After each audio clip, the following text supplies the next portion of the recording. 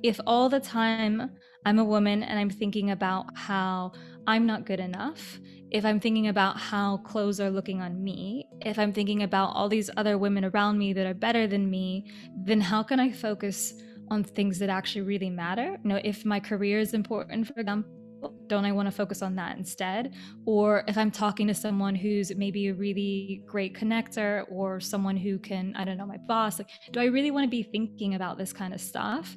And that's where I look at it, is it really disempowers you, especially as women, where we already have quite a long way to go. Welcome back to the Happiness and Progress podcast. I'm your host, Danielle Craig. I'm an Emmy Award-winning journalist, a mom, wife, and you know what I like to say, just a person looking for more joy in the everyday. I cannot wait to share this episode with you. You are going to be hearing from Chardét Ryel. She is a wellness entrepreneur and behavioral change specialist. She empowers women around the world with body confidence and well-being beyond the scale. She is also the host of the Feel Good Naked podcast for women and founder of Corpão Fitness, a Brazilian-inspired fitness brand. Today, we talk about why diet culture has such a strong hold over us, how to move past that.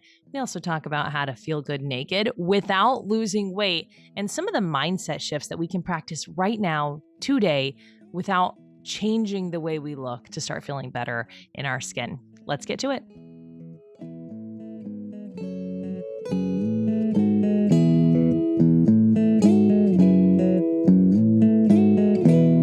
Chardét, thank you so much for coming on the podcast today. Glad to do it.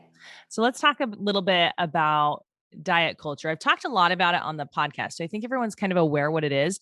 But my question is, why does it have such a strong hold on us? It is, so for actually there's multiple reasons, but the two biggest reasons that it is like this is because, one, it's decades. I mean, if not decades, we're talking about, it could even be centuries if you really want to go back, but at least for our lifetime, it's decades.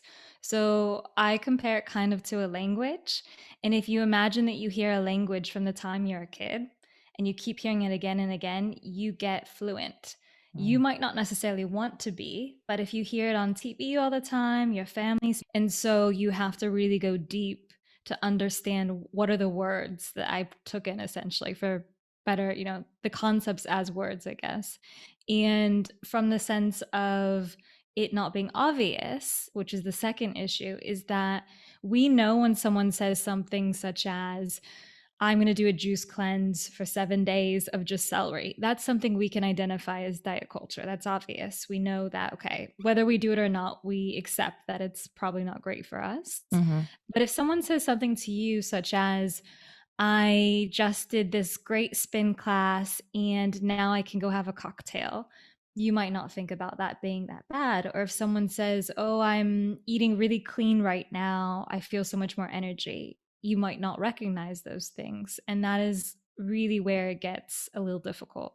I think about that language you talk about, hearing that everywhere, not only just in the safety of your home, but when you were a little child, and it puts so much into our heads. How can we start recognizing diet culture in those conversations? Like you mentioned, it's kind of difficult sometimes.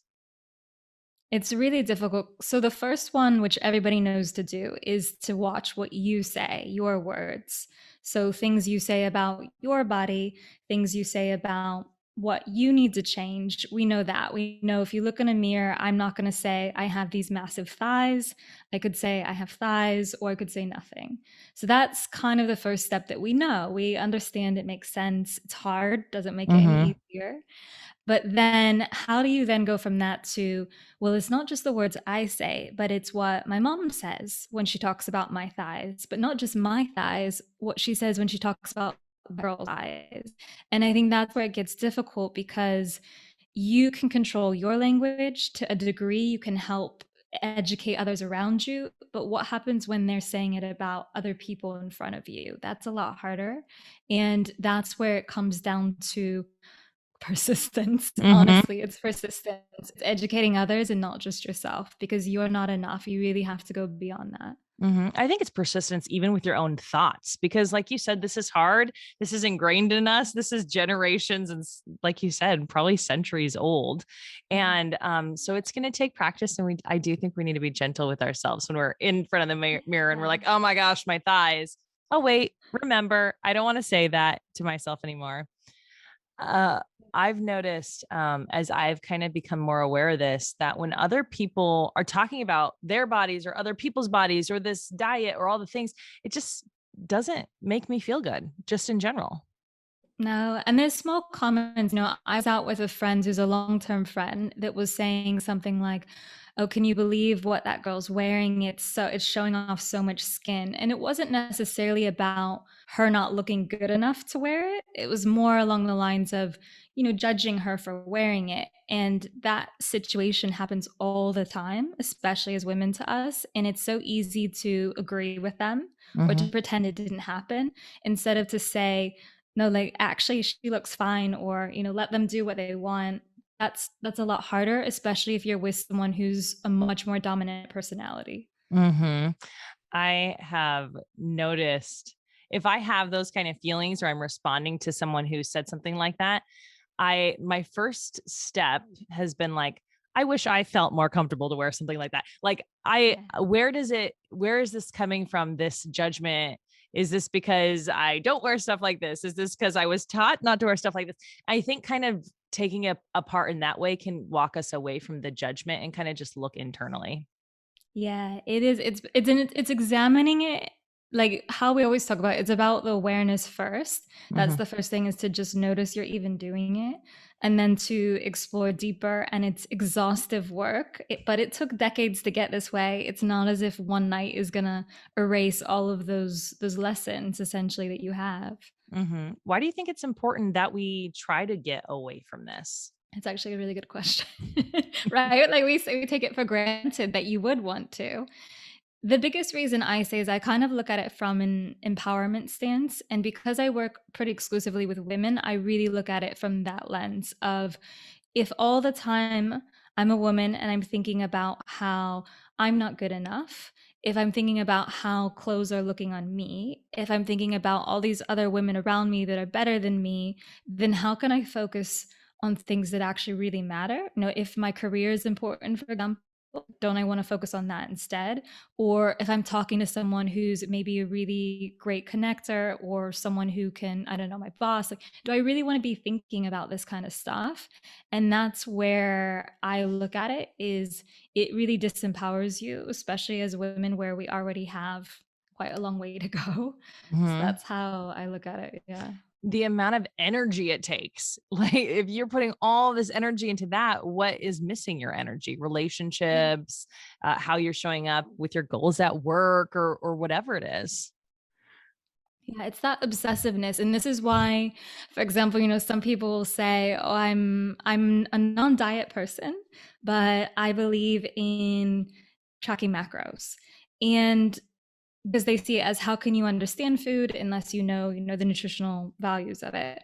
And that's where it's really tricky, because okay, fine, at face level that's fine, objectively you can understand, oh, it's just information, but you have to go beyond it to what you're saying, which is the energy involved in doing that, in the obsession that it takes to do that, takes away from every other area of your life that actually makes you feel so much better. Mhm. I have noticed when I have episodes like this, it always comes up that, yeah, like that's what I want to do. Everybody's like, I want to do no diet culture. I want to stop being obsessed with my body, but also first I have to lose 5 pounds, 10 pounds, 20 pounds. I've had those thoughts, but how can we walk away from that? Yeah, this is the biggest dilemma, because I will own it. People will come and say that same stuff to me. They'll say, I want to feel good in my body. I want to look at a mirror and not notice, the cellulite, or not care. I want to wear what I want to wear, and I don't want to focus on my weight. But I'd also like to lose 5 pounds. Always, Yes, always. always. Everyone says that. It's almost as if we're holding on to this one remnant of what Mhm. we know. And I don't actively correct people and say, oh, no, not going to work together because you want to lose 5 pounds. Because part of it is actually going through this process of exploring why you have these issues with food, why you think of nutrition only in terms of X amount of calories or macros. You have to go through that before you can really value it more than losing the weight. I don't think it's really possible to just say, okay, I'm not going to think about the 5 pounds. It's just, how are you going to do that? Because it's what you know. You don't know the whole healing process. You don't know how to reintroduce the foods necessarily, but you know, like, how to lose weight. Mm-hmm. And so it's almost like giving up. If we go back to the language metaphor, it's as if you're living in a country that doesn't speak the language you always knew, and you want to speak it. It's more comfortable for you, but it doesn't help you. And so slowly you stop using those words and you learn a different way. But it's like, it takes years. And I tell people, if you can afford it, honestly, therapy is the best thing you can do. Mm-hmm. I think sometimes I don't even know if it's about the weight. There's people of all different sizes, and y- it's like, okay, they lose the 5 pounds, but then there's like more pounds to lose. And then like there's always more pounds to lose, regardless of the weight someone's at. Yeah. What is that? Is it almost this addiction to just feeling like we're not good enough? I don't know. I think it's, you achieve one thing and then you don't get the feeling you thought you would get. So Mm. if for you, you think, oh, after 5 pounds, I'm going to feel, I always talk about feeling good naked. You're going to feel good naked if you lose those 5 pounds. And then you lose the 5 pounds, but you don't feel good naked. And so then it's like, well, maybe it's not the 5 pounds. Maybe it's 10 pounds. Mm-hmm. Maybe it's my cellulite. Maybe it's my arms. Maybe it's my hair. You just keep searching for superficial things because it's what you know how to change. And also, it seems easier than going a little bit deeper to, why does it even matter that I lose those pounds? It seems easier in the way that this is very controllable. I can control the calories, that, I can control counting things. So I love that you brought up how to look good naked. Because if someone's listening, they're like, how to look good naked without losing weight. Okay, that's good for people, but not for me. Doesn't work for me. What would you say with them in getting to that place where you can feel good naked, you can feel confident about your body today? Yeah. Oh, the biggest thing is to switch from look to feel. So I never say it's about looking good naked. It's about feeling good naked, because you don't have to look any way to feel that way. And we see it Mm. all the time, in the body positivity space, for example. Like, these people do not have a conventionally, whatever society says is the right body, but they feel good naked, and you can sense that confidence. Or maybe people who grew up in a household where diet language wasn't there, and so they don't know it, it's foreign to them, it's just always felt comfortable. They feel good naked, but they might not be a size 0. So I think that's the first differentiation, is accepting that I probably will not have my dream body to feel good naked. And that's a really big thing to give up, because it's kind of like the fairy tale we have, before we meet our partner or get married. Like, oh, I'm going to get this amazing person. They're out there. They're perfect in every way. And when I have that, I will have so much love and feel so good. It's the same way with your dream body, or how you think you should look. If you can give that up, like accept that you might never have that, that is a really hard step, but it's honestly the most transformative one. Mm. What have you seen when you've worked with women, what the difference is when they've accepted that part? So, big example is one of my first clients. So, I've been doing it for 9 years, and she is still like ridiculously strong now. And she was very much obsessed about how do I look, like losing the weight. Also, she was Latina, and in our culture, it's a bit harder to lose weight because of the foods you're eating. And it's just the natural tendency to put a little bit on, because food is a huge part of socializing. And for her, it was very much, how do I lose this weight? I want to look good. Working through that, she began to focus more on, how can I feel good and how can I focus on strength and fitness specifically. So she was a runner in high school, and she realized that this is something I want to go back to. This is going to be my motivator, is how strong can I get? And she completed an Ironman 2 years ago, Hmm. which is incredible. Like, and for her, that was okay, now I feel amazing. Like I can do this. This is an incredible feat. And I don't even know how much I weigh anymore. I have no idea, but it doesn't matter because, I did an Ironman. Not that everybody needs to do that. I haven't, and I won't. Yeah. That realization of what if this is the dream body? Yeah. This is the body. Yeah. Because that's pretty incredible, that all of that strength. Do you have a tip on moving toward that belief that, or letting go of this dream body or this weight loss goal? Yeah. There's a couple small little mini steps that take you there. And one of them is, we've probably heard it a lot in the non-diet space, is stop weighing yourself. Stop weighing yourself. Don't even do it weekly. Don't do it monthly. Just stop doing it. Because no matter how much you progress, let's take this client as an example. If she was getting so strong and completing all these great times in her runs and her bikes for the Ironman, but then she stepped on the scale and she saw she gained 3 pounds, that completely reframes her wins, right? It's no longer about, wow, I'm getting so strong, I'm so powerful. It's now about, I put on 3 pounds. And so you have to stop weighing yourself because you will never be able to get past it until you stop doing that. That's the big thing. Like, honestly, that's one of the first things for the dream body. The second thing is something that we do and we don't realize it is we know the language we use in the mirror, right? Be careful about the words you say, but also we do things like we'll spot check, we'll pick at our fat a little bit with our fingers on our arms. We'll check these things. We'll look in the mirror on the side, maybe walking past. Those are the kind of habits to stop doing. Because again, it's reinforcing how the dream body is one thing and you're not that. And any behavior that reinforces that disconnect is not going to get you to the acceptance you want. So there's lots of small things like that. Oh, I love those. Do you have a replacement for, if someone's been doing this for decades, they stand in front of the mirror and they're pinching under their arms or their stomach or whatever it is, what can they do instead? This is going to sound completely cliche and it's going to sound that it doesn't work, but I promise in the moment it will. So let's say, for example, and a lot of times this happens not even looking in the mirror. That's where it's dangerous because I could be sitting down, for example, with you right now, and I could look down and say, oh, I've got a roll here, and I could, squeeze it a little bit.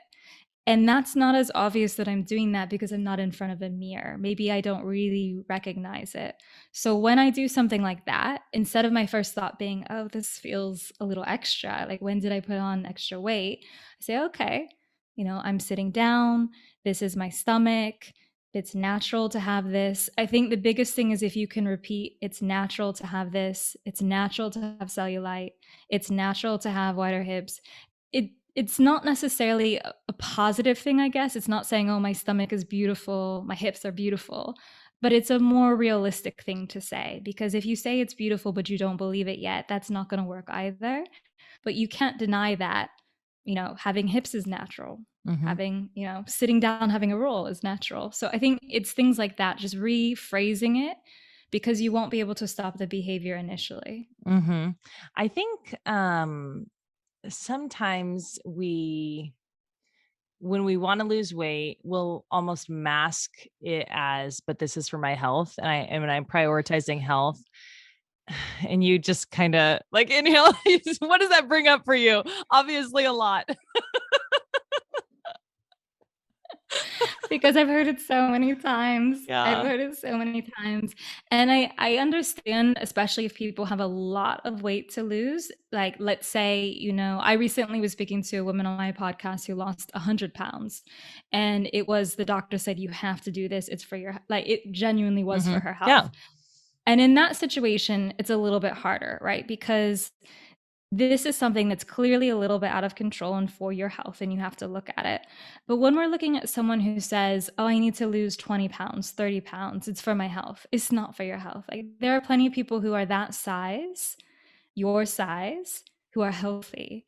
And there's not this direct overlap of health and size that we think there is, that, oh, automatically, if you're smaller, it means you're healthier. That's not true. There's so many people that have very little body fat percentage, fitness people included, and they're not healthy. They're not eating in a healthy way. Their body's not getting all the nutrients. So as long as you think of health as the way you look, then to say, oh, I'm losing weight because of that, it is true, right? You're losing weight because you want to look different, but the way you look is not your health. And I think starting to understand that is really key. That might involve following people, who maybe have a body size that's bigger than you, but are very affirmative about it. I think that that's a great way. So often we follow people who are ripped and talking about everything they do, and that can be very toxic. Mm-hmm. Mm-hmm. You know what bugs me? Can I just say it? Yeah. In any exercise video like ever created, everyone that does the modifications is always a little bit bigger of a size, which only frustrates me because I don't think like size determines your ability. I think like if you have a knee problem, determines your ability. You know what did you grow up being a dancer and you have a knee problem? Then you should be doing the modifications. Anyway. But you know what, Danielle, like that is frustrating. And you point out an amazing thing, which is when we were talking about how diet culture is so hard to get rid of because you don't always recognize it. That point you made right there, that the bigger girls are doing the modifications because they're not as fit, supposedly. That's something I haven't even thought about. And I'm sure everyone listening right now is thinking, oh yeah, why is that? And that's another instance reinforcing this idea of thinner is stronger, is better, is sexier. And yeah, like I didn't have never even thought about that, but that's a great point. And it is frustrating because I've seen people way bigger than me do way more than I ever could. Run longer, Yeah. lift heavier Lift weights, heavier, jump do higher. yoga, handstands. Yes. Like there's so All many of it. things. All of All of it. it. Yeah. So how can we prioritize our health? If that is what we really do want to do, how do we really prioritize our health and the way that we feel? The biggest way is you're not going to prioritize anything you don't really care about. And I know it seems weird to say, oh, you don't care about your health. But the reality is, if you really did genuinely care about it, then you would be taking care of it and prioritizing it. So it's not about that first. It's about, why do I want to be healthy? Why does it matter to me? I've had people say to me, oh, it's because I didn't want my kid to just go to her daddy all the time to pick her up and put her on the monkey bars or run after her. I wanted to be able to do that. And I knew that physically I couldn't. So it was important to me to focus on my cardio, to eat a little more balance. Like that was for her the motivator. It wasn't just to get healthy. It's almost like you say the sentence, I want to get healthy because. And the because is what you focus on, not the getting healthy. I appreciate my health now, but it's because I want to be 80 doing pull-ups and handstands and stuff. Like it's not just for the health itself. So that's where you need to find a bigger motivator than just, oh, let me be healthy, because that's not strong enough. Can we I love that example of wanting to, pick up the child and do all the things. Yeah. How can we do that and have these goals that are great, the motivations that really matter to us and to our hearts, with having a healthy relationship with food, having a healthy relationship with our body, uh, and not be spiraling in diet culture and how much I weigh, etc. Yeah. So the approach that I have is a little bit different. I know that most people will say start with the food, but I actually think that food has a lot of trauma wrapped up around it, and it's a lot of work. So to go straight from what we've been saying, like decades of diet culture, and then all of a sudden you're going to say, "Oh, I'm going to eat balanced food," is overwhelming. And it's very easy to feel frustrated and then just go back to dieting or binging if you focus on that. So for me, I always say start with the fitness. Start with type of movement that you really enjoy, because when you're doing movement regularly, consistently, and we're talking about, just 3 or 4 times a week, not even very long, it's impossible for you to disassociate from your body when you're moving. Because when you don't have movement and you don't have exercise, it's very easy to separate and feel like your body is just this thing and it's just, slave driving you or something. Like you have no control, you're not connected to it. But when you do movement and it's movement you really enjoy, or at least you tolerate, then that reinforces that connection. If you're doing it consistently, then you want to focus on the food because it actually matters to you, because it means you can do more in your fitness, and that whole relationship grows from there. And I just find from doing this, for almost a decade, that is more powerful than saying, okay, let's start with your food. I love that mind body connection. And I love Yeah. that you mentioned doing an exercise that you love. I Yeah. do an evening walk, and the shift Ooh. of, I know it's not that long, but it's like so nice. I do like a 20-minute walk. It's not a big deal, but moving my body for 20 minutes is so good for my brain. And when I shifted from, I got to lose weight, I'm going to get all my steps in, I'm going to make a little bit of exercise, into, I'm going to take a mental health walk, it has totally shifted what that 20 minutes does for me as a whole. And you start to crave it, right? Because it's no Mm-hmm. longer, oh, I did this cardio workout and I didn't burn enough calories, but it's, I did this cardio workout or my walk and I feel so much better mentally. I feel like I can go back to my kids or my job and I can feel at peace and calm and Mm-hmm. relaxed. And you start to crave that feeling. And then that's where the consistency comes in, because you want more of it, right? Like you want to go on your walk each day. You miss it if you don't have it for a few days. And it's doing so much for you with the endorphins and everything going on in the brain. So it's really supporting you in that way. I love that. Yeah. This is, I mean, that's actually another really good point, is if you're talking about neural pathways in the chemistry, if you are not moving and let's say your only big, huge hit of endorphins is the food you eat, then Mm, obviously you're going to continue on that path because that's what makes you feel good. But if you start supplementing with this other stuff, like how you're talking about movement, a walk, then you begin to see I have other responses that I can go for when I need those endorphins or when I feel really down. What is there something else other than movement that can do that too? I find that the biggest thing you can do is bring in a sense of play. So that Mm, doesn't even have to be movement. That can be something that you really enjoyed doing as a kid. And it seems silly, like it really does. But you're a parent, so you'll understand this, that when you're doing these things with your kids, for example, and they're reliving experiences and memories that you had, it brings you so much joy. It brings you so much sense of fulfillment. And as we get older, especially those of us who do not have children, you lose that.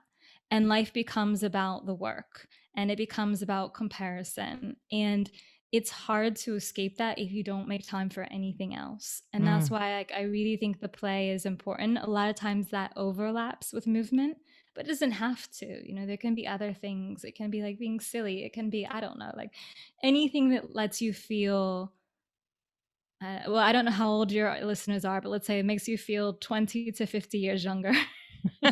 That's perfect. Yes, that's perfect. Thank you. I have loved talking to you. Thank you so much for coming on the podcast. I like to ask one last question, which is, what is your number one tip to finding more joy in the good, the bad, and the in between? The biggest advice or big tip on this is something that I didn't do. And I'm sure that's probably a lot of you guys say the same thing. That's why they're telling people. Yeah, we learned it. We learned it, right? The biggest thing I would say is to allow yourself to do the things that you love now, not when you reach XYZ dream. Because for me, for instance, I always said, oh, I'm going to travel, for instance, once my business is doing extremely well. But then I kept putting off those enjoyments until the business got to that point, and then you're fatigued. So I think don't postpone the things that you know will bring you happiness for some milestone that is still in the future. Really Mm, start now, even if it's just a small piece of what you want. I love that. That's such great advice.